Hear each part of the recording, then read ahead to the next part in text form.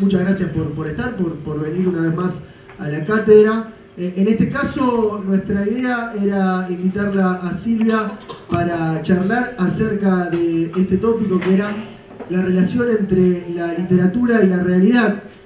Yo recuerdo antes, digamos, en los últimos años me parece que hubo como un florecimiento auspicioso de la presencia de la cultura y sobre todo de la literatura en la televisión, en donde empezaron a aparecer programas en la que estaban los escritores y las escritoras y se podía conversar y aparecían otros contenidos, ¿no? Pero un tiempo atrás no era tan así, y cuando uno se ponía a cambiar canales había muy pocos refugios en donde se encontrara algo de literatura, y en uno de esos canales altos aparecía un programa en el cual se atrevían a hacer algo tan loco como era sentar, por ejemplo, a un escritor, una escritora y un lector, mano a mano, cara a cara, y hablar de libros y hablar de literatura, y uno se sentía que no era tan desubicado de estar preocupándose por una trama narrativa o por la construcción de un personaje o por una historia que leía en un libro, que eso podía estar en la televisión. Afortunadamente eso después empezó a crecer y se abrieron muchísimas posibilidades para que existieran otros programas, pero Silvia fue sin dudas una de las protagonistas de esa irrupción de la literatura en la televisión y por lo tanto de la literatura en la realidad, en esa otra instancia de la realidad que es la que se genera a partir de los medios de comunicación y a partir de la penetración que tiene la televisión en todas nuestras vidas. Por eso nos parecía muy interesante poder indagar, ¿no?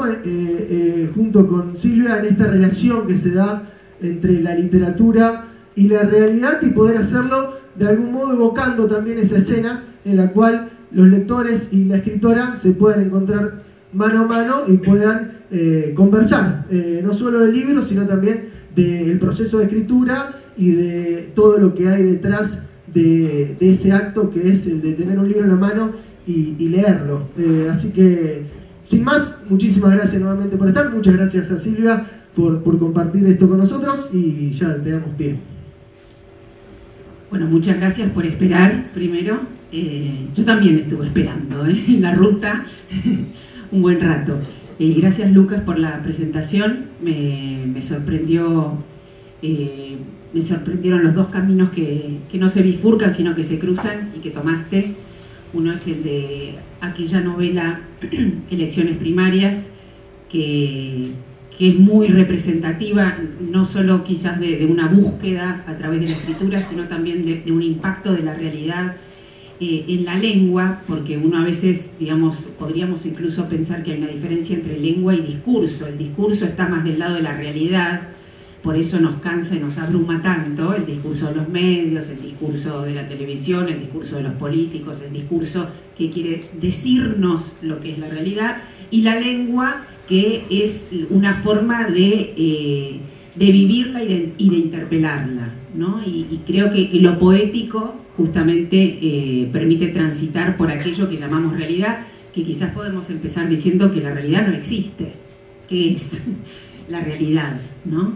En todo caso, nosotros la vamos significando con la escritura.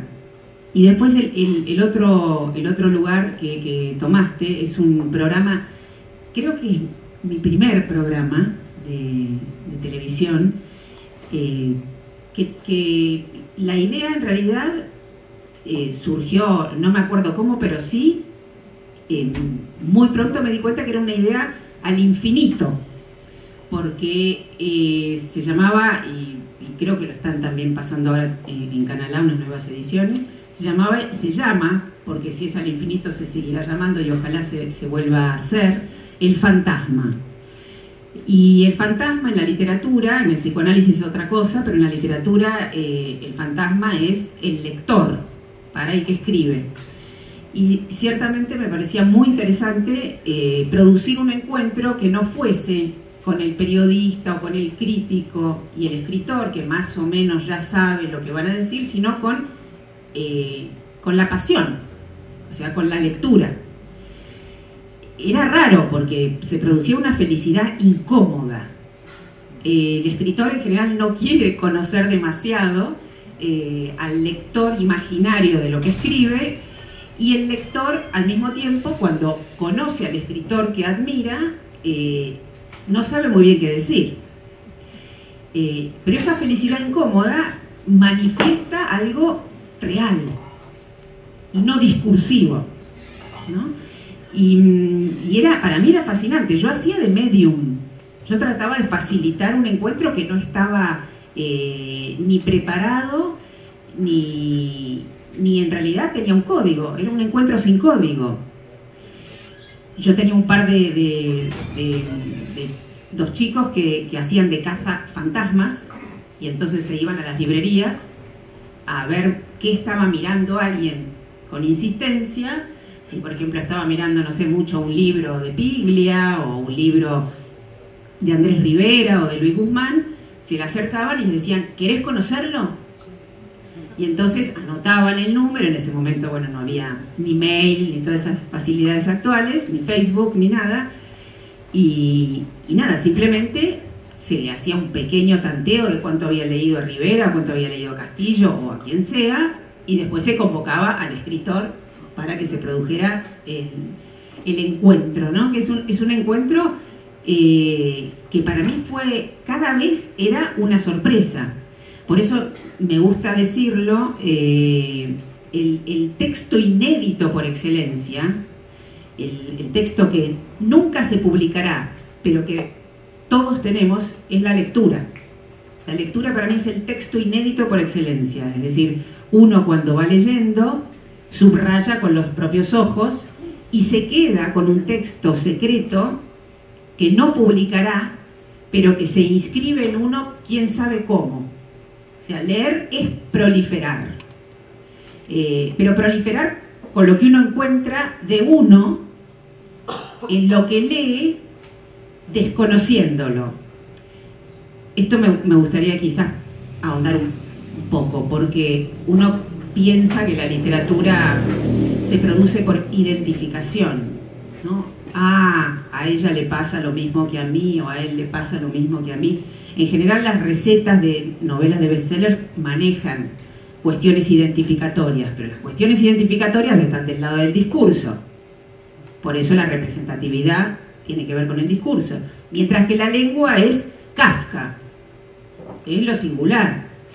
Entonces, un buen libro, si toman cualquier clásico, desde Borges, Arlt, o Shakespeare o Cervantes, en realidad el subrayado de los ojos, el subrayado que uno hace con los ojos, es ese momento, como decía Barthes, que uno está leyendo y levanta la cabeza. Y cuando levanta la cabeza es el subrayado de uno. Y es el momento en que uno descubre algo propio que desconocía de sí. No es que ratifica lo que era, sino que se va abriendo, ¿no? No es una ratificación la lectura, es un descubrimiento, pero es un descubrimiento de lo propio a través del que escribe. Y entonces, para volver al subrayado, en relación al fantasma, recuerdo una anécdota bastante particular. Yo siempre me empiezo como a disgregarme, ¿no? Porque vienen, por ejemplo, en este momento viene a mí, antes de hablar del fantasma, en relación al subrayado. A ver ahí me quedo quieta ahí. Encima soy movediza. Las autobiografías, ¿vieron las autobiografías? Cualquier autobiografía de Einstein o cualquier autobiografía que hayan leído, dice autobiografía, ¿no? Y es muy interesante cuando un escritor titula su autobiografía, o cualquiera de ustedes escriba una autobiografía en vez de poner. Me parece muy interesante cuando un autor o una persona no solo dice voy a escribir mi autobiografía como si fuera el género de dejar por escrito su vida o un legado a su familia o lo que fuese, o una descarga biográfica, sino que también le ponga un título. No muchos escritores le ponen título a su autobiografía. Por ejemplo, no sé, Anthony Burgess, el autor de La Naranja Mecánica, tituló su autobiografía Ya viviste lo tuyo. Y a partir de ahí empieza a escribir su autobiografía. Y hay una en particular que me resulta muy interesante como título de autobiografía, que es como ponerle, uno no se puede, o sea, el nombre uno lo recibe porque se lo da, ¿no? Uno no elige el nombre que lleva en la vida, mientras que sí puede elegir el nombre que le otorga a su vida. Mi vida se llama, y ponerle de título a su autobiografía, ¿no? Y Nina Berberova, que es una escritora rusa que se exilió mucho tiempo en París en los años 50, tituló su autobiografía El subrayado es mío, como si a sus días ella le pusiera una mirada en el subrayado. Y en El fantasma, una vez vino Alan Pauls, ¿no? Lo ubican más o menos a Alan Pauls, como quieran llamarlo, y entonces se encontró con un fantasma, que era un fantasma, en general eran bastante fanáticos, ¿no? Del autor, eran fantasmas fanáticos, no fans, no ese concepto de fans, porque había un saber, una lectura, no era una idolatría, no venían a idolatrar, venían incluso a cuestionar lo que el otro había escrito o por qué había terminado así con una historia. Y el de Alan Pauls vino con la novela más importante de Pauls, que es El pasado, que es una novela muy intensa, un poco, quizás en el fondo, pero igual no conocemos y no hace falta conocerlo, algo autobiográfica sobre la noción de amor y pareja, sobre todo eso, es una novela con la conflictiva de la pareja y el amor, y entonces aparece este fantasma con subrayados de varios colores, ¿no? La novela subrayada con muchos colores. Y Alan ve su novela intervenida de ese modo. Lo primero que pensó que puede ocurrir, supongo que a vos te habrá pasado, uno encuentra algo que subrayó hace 5 años, tratando de entender por qué le parecía importante, quién era uno eligiendo eso, y no encuentra la madeja propia del subrayado aquel. Y entonces vuelve a subrayar otra parte que sí lo significa en el momento que lo está leyendo. Alan pensó que era eso, que este muchacho lo había leído un montón de veces, el libro, y que en cada ocasión el libro le decía otra cosa. Pues no. Para cada pareja que tenía, a cada novia le daba la novela, la misma novela, pero un color distinto. Y entonces cada color era una novia del fantasma, que subrayaba y al costado ponía, por ejemplo, hijo de puta, todo lo que, cosas como de peleándose con la protagonista y con el protagonista, y así él conseguía entender qué esperaba o cómo estaba ubicada su pareja en relación al amor. Más cruce de realidad y literatura no encontré. Pero bueno, eso por un lado. No sé si quieres decir. Yo voy sigo, mira. No, porque yo un poco no sé cómo quieren que funcione la modalidad, me adapto a la circunstancia. Tengo unas cuestiones para decir en relación a literatura y realidad. Esto que dije ahora un poco respondía a las dos citas que vos mismo hiciste. En relación a elecciones primarias tuve una experiencia también muy insólita, que es una novela que salió es anterior a la última. La última salió este año, elecciones primarias salió como hace 6. Y en esta época que existe Facebook y que existen esas cosas, recibo por Facebook un pedido de una persona que yo no conocía, que había leído elecciones primarias y que le había pasado algo muy extraño. Cuando la empezó a leer, la empezó a no subrayar, pero a escribir, que eso es lo que más quería Macedonio Fernández, ¿no? Que después de leer uno escribiese su texto, aunque no fuera ni por escrito en el sentido de un papel ni publicado. Es lo que uno se escribe con lo que lee. Él se había puesto a escribir una partitura. O sea, leía la novela y la iba trasladando a partitura. Yo pensé que era un chamullo de aquello, no lo conocía, por supuesto me fijé quién era. Es un muy buen compositor argentino que se llama Guillo Spell, excelente compositor argentino que mezcla un poco folclore con dodecafonismo. Es muy extraño lo que hace, tiene varios discos. Y nos encontramos y me dijo que el efecto poético de la novela, que está muy tramada en una oralidad, lo llevó a pensar en voces. Y después ganó el premio del Fondo Nacional de las Artes, escribió la ópera de cámara y se estrenó hace un mes en el Teatro Cervantes. Lo que me resultó muy interesante es cómo, digamos, una lectura es siempre una apropiación.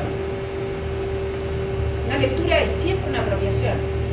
Si bien yo escribo, me dedico esencialmente, después si querés hablamos de los programas de televisión, pero digo, mi tiempo está consagrado esencialmente a talleres de lectura, que no sé si tienen acá, pero se los recomiendo muchísimo, porque producen un efecto de experiencia, pero no talleres de lectura como docentes necesariamente, sino como experiencia de lectura.